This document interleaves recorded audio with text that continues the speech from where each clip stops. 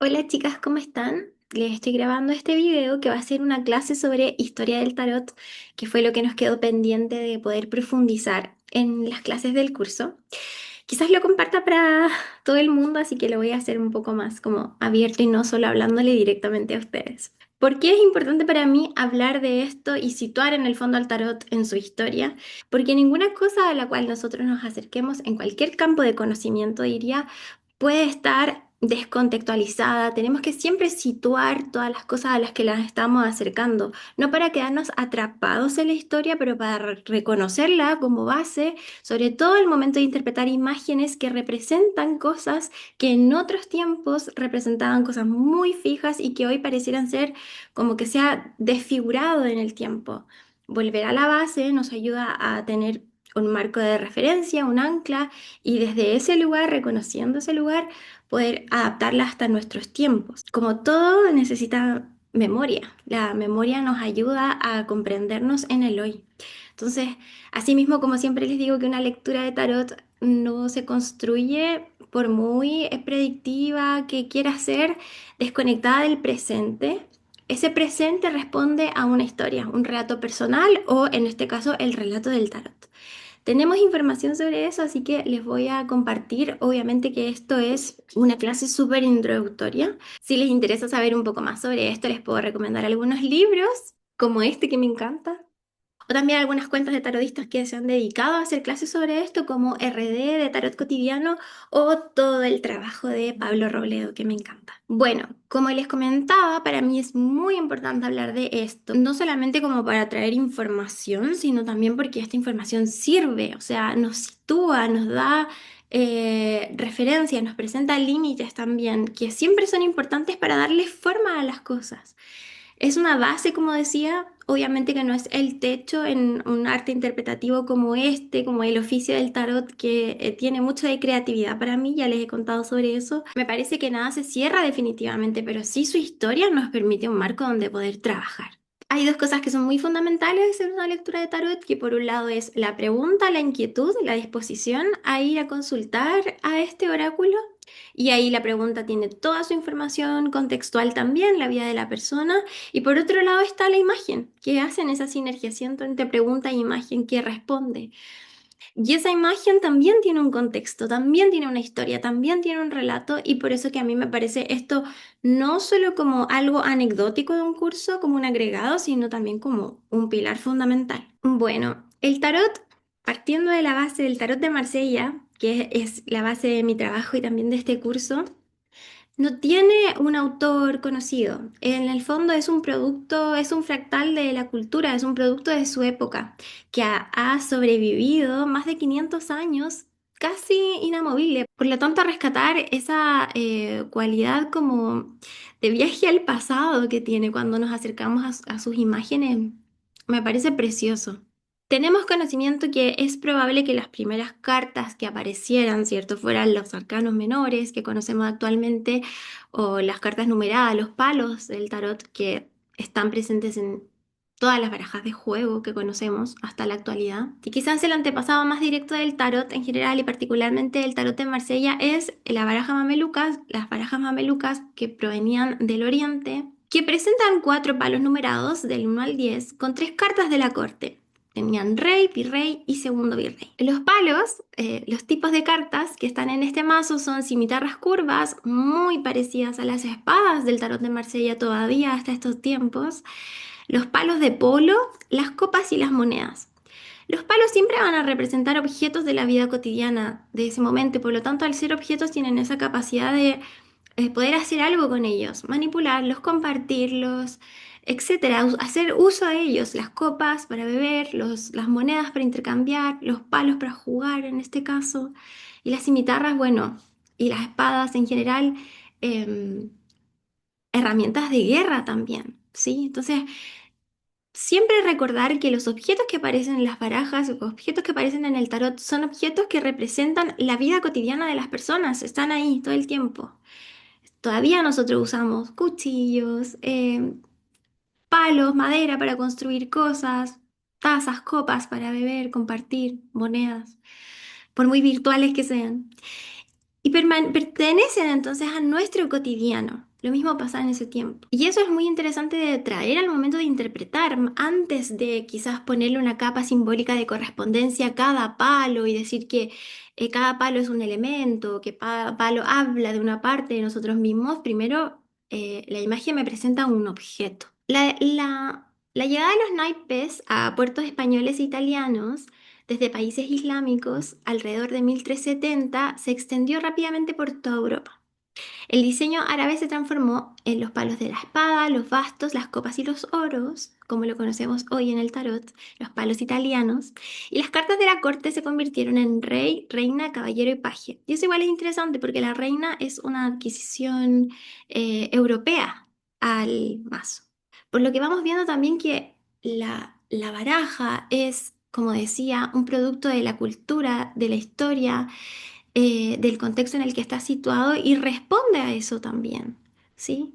Hasta ahí podemos pensar en esto como los antepasados de los arcanos menores, pero también surge la aparición del juego de cartas llamados Triunfi, probablemente inspirado en los triunfos de Petrarca a principios del siglo XV, que marca más tarde lo que evolucionó a los taroquis italianos. Uno de los tarot que más se menciona cuando se habla de barajas clásicas es el Visconti Sforza, porque se mantiene casi completo, encargado en 1450 por Francisco Sforza, duque de Milán. Y bueno, hay muchas razones por las cuales ese tarot se puede haber conservado más que otros.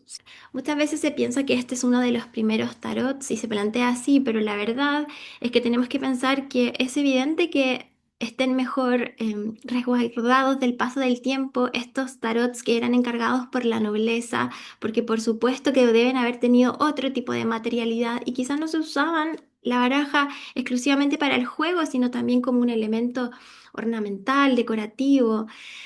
No lo mismo a las barajas de tarot que probablemente estaban en las tabernas, que las utilizaba el pueblo, que por tener una distinta materialidad, obviamente no pudieron ser resguardadas de la misma manera, que probablemente se hacían como en el momento y se utilizaban demasiado, pero eso no significa que una sea más antigua que la otra. La verdad es que es probable que el origen este lúdico del juego haya estado presente masivamente y que por eso las familias nobles se mandaban a hacer el suyo propio, ¿sí?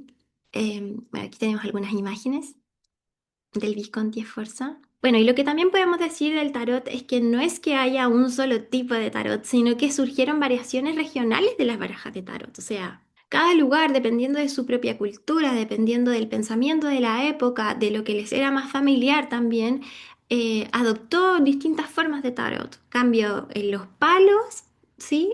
Tanto como en la representación de algunos triunfos. Pero parecía ser que inspirados en los tarots de Milán, estos naipes se trasladaron a Francia y evolucionaron hasta convertirse en lo que hoy conocemos como el tarot de Marsella.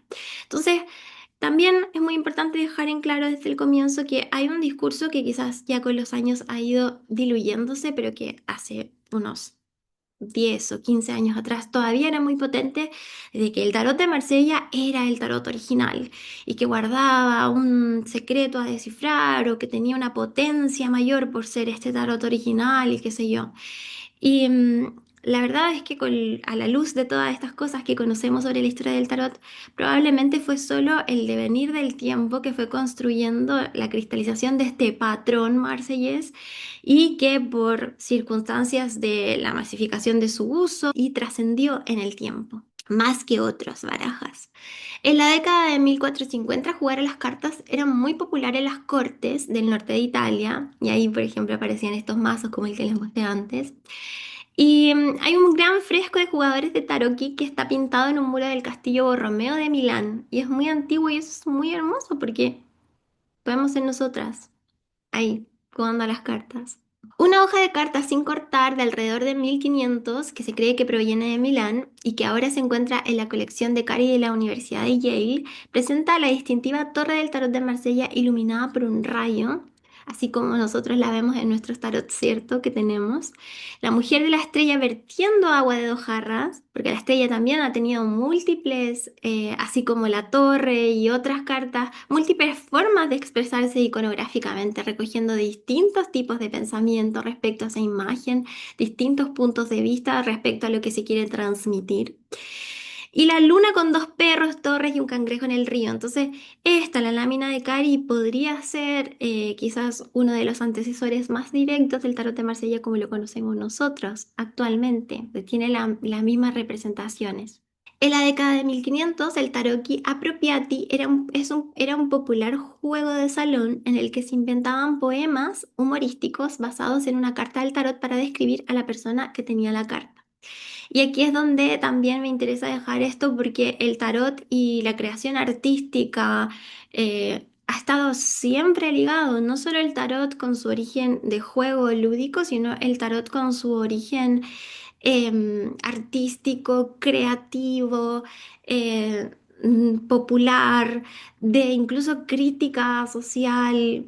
Ha estado presente, los juegos en general han estado presentes. Y esto lo pongo aquí, distintos tipos de mazos que convivieron en una época similar y que hoy por hoy, gracias al trabajo de muchísimos restauradores, entre ellos Pablo Robledo que les contaba, podemos ver. Mucho de esta es cosa de googlear y buscar, están en las bibliotecas digitales. Y es muy precioso de observar, por eso les digo, no hay un solo patrón, no hay solo un tarot original. En distintas partes, al mismo tiempo, más o menos, surgieron distintos mazos. Cada maestro cartero tenía también puesta su impronta, se fueron modificando con el tiempo hasta la fecha, por lo tanto, tenemos que observar que por supuesto hay algunas cosas que permanecen. El mago en todos los mazos tiene una mesa de 3 patas, el similar sombrero, la misma pose, pero hay trazos que son diferentes, colores que son diferentes. Y es por eso que también, por ejemplo, la determinación de color y significado fijo a un color no es tan plausible en el tarot porque va a depender del mazo que tengas. Recordemos que no existía la imprenta en el momento en que esto recién comenzó, probablemente no tenían el acceso a los mismos colores que tenemos hoy. El uso del blanco y el vacío también es interesante como en algunas partes aparece y en otras está pintado. Entonces, reconocer sus diferencias y lo vivo que está cada uno de estos mazos y cómo la imagen habla de manera distinta con sus sutilezas. Entonces, cada vez que tengan un mazo en la mano, no traten de equiparar el significado. Sí, obviamente en un marco podemos hablar de la alegoría, por ejemplo, de la templanza, y tenemos como un montón de información que los vamos a ir viendo carta por carta, pero también reconozca la imagen que ustedes tienen al frente, porque no van a tener todas el mismo mazo probablemente, y no es que haya uno original. Hay también, de todos estos mazos que existen, hay también una división que se ha hecho para que une, ¿cierto? No solo como fechas y lugares en las que se fueron creando, sino también patrones iconográficos que son diferentes. Esa es realmente la diferencia para hacer esta distinción que dividen el tarot de Marsella en tipo uno y tipo 2 y tienen algunas cosas distintas. Por ejemplo, hay algunas diferencias en la carta del enamorado, como sale ahí hacia un lado y hacia otro dispuesto ese cupido, vendado con los ojos abiertos.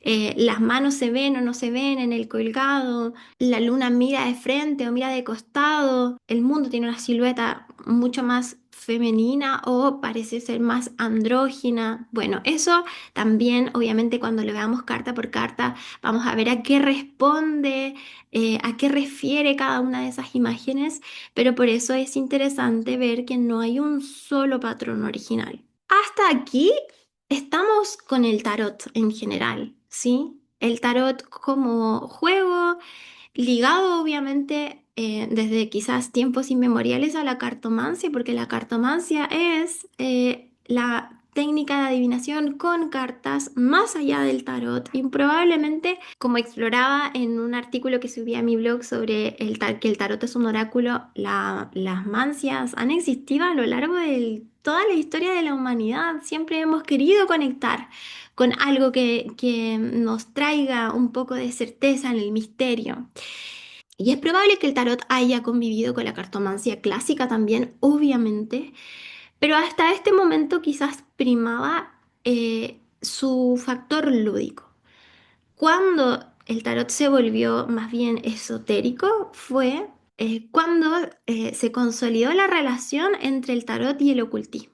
Cuando hablamos de tarot y ocultismo nos referimos a una combinación de gnosticismo, alquimia, astrología, cábala, que se fusionó en el Renacimiento y luego se filtró a través de las logias esotéricas de Francia del siglo XVIII. El París de las décadas del 70 y del 80 fue un epicentro de cambios políticos y sociales. Los intelectuales estudiaban alquimia, surgían sociedades esotéricas secretas. En manos de los ocultistas, el tarot se convirtió con el tiempo en un instrumento para organizar un amplio campus de correspondencias ocultas. Y los triunfos del tarot de Marsella se rediseñaron para ilustrar estas enseñanzas esotéricas. ¿Sí? Entonces, partiendo de esta base, toda la construcción esotérica sobre el tarot es eso, una construcción, producto de la época.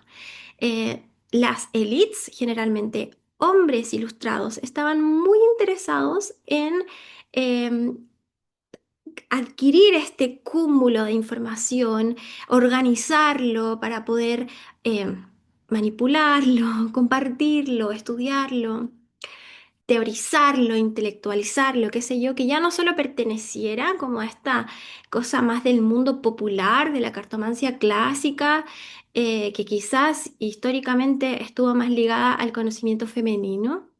Y aquí, bueno, dejamos entrever un poco cómo ha sido la creación del conocimiento a lo largo de la historia y las tensiones que han habido entre el conocimiento femenino y la forma de entender el mundo desde el patriarcado. Y bueno, aquí hay algunas figuras súper importantes. Yo, como nosotros estudiamos tarot de Marsella y no otros mazos, quizás no le ponemos tanto hincapié a estas enseñanzas, ¿sí? O a los aportes que estas personas hicieron. Pero, por ejemplo, si tú estás interesado en leer Rider Waite Smith y piensas que solo te va a servir ver la imagen y ya está, puede ser que sí, porque es un tarot visualmente muy sugerente, muy bonito, pero para entender de verdad esa creación hay que estudiar las leyes de la Golden Dawn. En este contexto aparece la Orden del Alba Dorada, que es una orden hermética, y es en la cuna de ella donde surgen mazos como el tarot Rider-Waite-Smith y el tarot de Thoth. En 1781, Kurt de Gebelin publica el volumen 8 del Mundo Primitivo. Contiene ensayos sobre el tarot, relacionándolos con el alfabeto hebreo y el antiguo Egipto por primera vez impresos. En el 1783, Teila, este gran señor con este nombre inventado, publica el primer manual sobre cómo leer el tarot. Contiene una detallada historia de los orígenes del tarot en el antiguo Egipto. Y en 1789 produce la primera baraja ocultista que ilustra las enseñanzas herméticas. Hasta antes de esto, el tarot y Egipto no estaban relacionados masivamente, por lo tanto, todavía las personas que insisten que podría haber un origen egipcio del tarot, al tensionarlos con la historia propiamente tal, eso queda descartado. Ahora, como siempre les digo, responderá al sistema de creencias de cada uno, ¿sí? Pero este es el origen de la vinculación egipcia con el tarot. En 1856, Eliphas Levi publica Dogma y Ritual de Alta Magia. Yo sé que alguna de ustedes lo ha escuchado, que es una gran síntesis de la tradición mágica occidental que otorga al tarot un lugar destacado. En 1863, Paul Christian publica El hombre rojo en las tulerías, una novela que describe las cartas del tarot egipcio. Es la primera vez que se utiliza el término arcano, que tanto está manoseado, ¿cierto? Y que como que arcano, arcano, secreto, oculto. Entonces es la primera vez y el tarot ya tenía buen tiempo en esta tierra. Recién en 1896 se publica por primera vez un tarot egipcio. En 1889, Papus publica el Tarot de los Bohemios, que codifica las enseñanzas de Levi sobre el tarot. Si algo le debemos a estos señores es sistematizar, hacer un compendio de lo que había, teorías por acá, teorías por allá, y hacer manual, ¿sí? Porque hasta antes de esto no sé si había una construcción teórica importante sobre el uso del tarot, sobre una técnica, sobre referencias, correspondencias, símbolos. Y eso sí es algo de lo cual todos nosotros bebemos hasta este tiempo. El ocultismo es muy fascinante, además, si a alguien le interesa involucrarse más, es es una puerta de ida. En 1861, el ocultista inglés Kenneth Mackenzie visita a Eliphas Levi en París y se inspira para crear el manuscrito cifrado y el libro T. En 1888 en Londres se funda la Orden Hermética del Alba Dorada que les contaba. Y en 1909 Arthur White junto a la ilustradora Pamela Colman Smith, tremenda, hermosa, la Pixie, ambos pertenecientes a esta orden, publican la baraja de Rider Waite Smith, ¿sí? Y el libro que lo acompaña, también interesante. Em, Hay mucha cosa, hay mucha elaboración sobre el mazo Rider Waite Smith. Y el autor le hizo un libro de instrucciones, ¿sí? Quizás no es tan profundo, porque no explica así de forma abierta todas las correspondencias, porque también pensemos que estas órdenes eran órdenes ilustradas para que no eran abiertas a todo el mundo.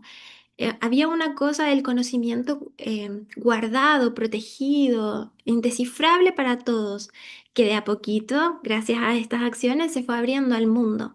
El libro que le acompaña se llama Clave Pictórica del Tarot y se convierten en verdad, hasta nuestros días, en la base del tarot angloamericano. Y este quizás es el tarot más usado en el mundo.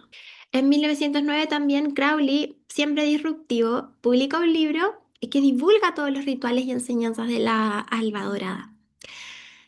Esto desmitifica las sociedades secretas y democratiza un poco las enseñanzas esotéricas que estaban tan en esta como aura de secreto y misterio. En 1944 se publica una edición limitada de la baraja de Crowley con las ilustraciones de Frida Harris, otra máxima, sus ilustraciones preciosas, miren este arte. En 1930 en París, Paul Marteau, propietario de la editorial Grimaud, publica un tarot Conver recoloreado, uno de los que les mostré anteriormente. Y en 1948 publica el libro El Tarot de Marsella, donde enseña a leer el Tarot de Marsella prestando mucha atención a las imágenes, los colores, los números, en lugar de utilizar atribuciones esotéricas. Y quizás Paul Marteau, si bien él igual tenía como todo un desarrollo teórico propio, digamos, que también un poco quizás se planteaba como una verdad y que ahora podemos ir como revisando, obviamente. Le debemos esto, la vuelta a la imagen del tarot de Marsella, sin estas reinterpretaciones o capas esotéricas. Y pasamos a una etapa mucho más contemporánea, ¿cierto? La nueva era, el tarot, el inconsciente y la posmodernidad, con estos personajes que nos han dejado muchísimo. El tarot llegó a Norteamérica a principios del siglo XX, separado de sus raíces italianas y envuelto en esta aura de esoterismo que venía de Inglaterra. En 1959, University Books comenzó a imprimir la baraja White Smith y el libro de Arthur White, haciéndolos más accesibles al público en general.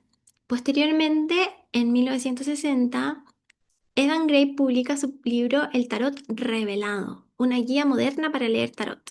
Esto lo que hizo fue que de repente el tarot se volvió fácil y accesible para ser usado. Empezaron a proliferar los mazos de diversas índoles, movimientos artísticos representados, nuevos movimientos, ideologías, multiculturalismo, etc.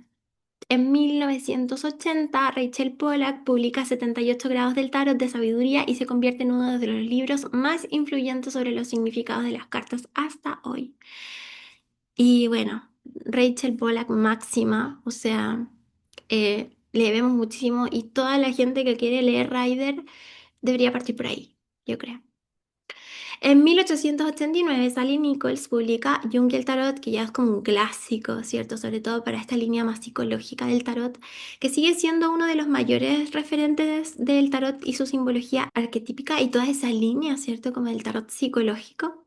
Y en 1997, Philip Camoin y Alejandro Jodorowsky publican su mazo Tarot de Marsella Camoin-Jodorowsky. ¿Sí? Este último, en conjunto con Marian Costa, publican en el 2004 La Vía del Tarot, que se ha transformado en un clásico del tarot, en verdad. La Vía del Tarot es nuevamente una propuesta muy propia de Jodorowsky que toma, en verdad, mucho de Paul Marteau y otros, pero la hace como una declaración, ¿cierto? Un manifiesto de cómo usar el tarot y también declara bastante erradamente que el tarot de Marsella es el tarot original que, como ya vimos, no se sustenta en los registros históricos. Su aporte es fundamental. Jodorowsky abrió toda esta mirada del tarot terapéutico, incluso genealógico, y de él beben casi todos los tarotistas de internet, digamos, aunque quizás no es tan bien visto como asociarse a él, porque por supuesto que tiene algunas cosas que son interesantes de cuestionar, sobre todo mucho es en algunos momentos una visión del tarot muy patriarcal o muy situada como en esto de lo terapéutico, como enfatizar los dolores y los traumas de las personas, interpretar demasiado cosas que en verdad no tienen cabida. Es un poco violento en ese sentido y creo que no todo es interpretable de la misma manera, por mucha apertura que haya querido traer el mundo del tarot desde una cosa quizás más artística, psicológica a ratos, también se lo transformó en significados rígidos, tocando vulnerabilidades de las personas y por eso a veces es cuestionado y criticado. De todas maneras, Jodorowsky para mí personalmente me parece un tremendo aporte al mundo del tarot y jamás lo mirarían menos en ese sentido. Abrió un montón de puertas y muchos de nosotros partimos con La Vida del Tarot como primer libro o primer acercamiento a esta temática. En esto todavía seguimos, la verdad. Hay, como les he dicho otras veces, distintas corrientes. Hay corrientes que se han volcado más hacia lo visual del tarot, que ni siquiera es tan novedoso, como decía también, hacia lo más las referencias artístico-culturales que presenta, su iconografía, otros continuando con la cartomancia clásica y reglas definidas más ligados a la adivinación, hacia lo terapéutico, que es realmente un boom. Y también en otro video y en la clase, cuando les hablaba de los enfoques, les comentaba por qué para mí el tarot puede ser muy terapéutico, pero no constituye una terapia y que es muy importante hacer esa diferencia y lo invito a mirar ahí esa parte nuevamente. Pero bueno, hay de todos usos, para gustos, colores.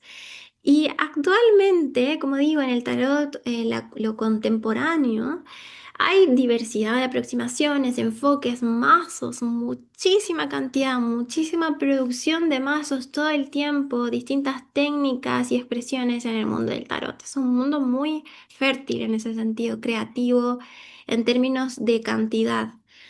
En términos de la calidad de las cosas que se comparten, siento que a veces repetimos demasiado, hay harto mazo como refrito de otro y de otro y de otro, que al final solamente cambia colores, o em, no hay tanto mazo que realmente sea un sistema nuevo, una propuesta distinta o una reinterpretación súper autoral.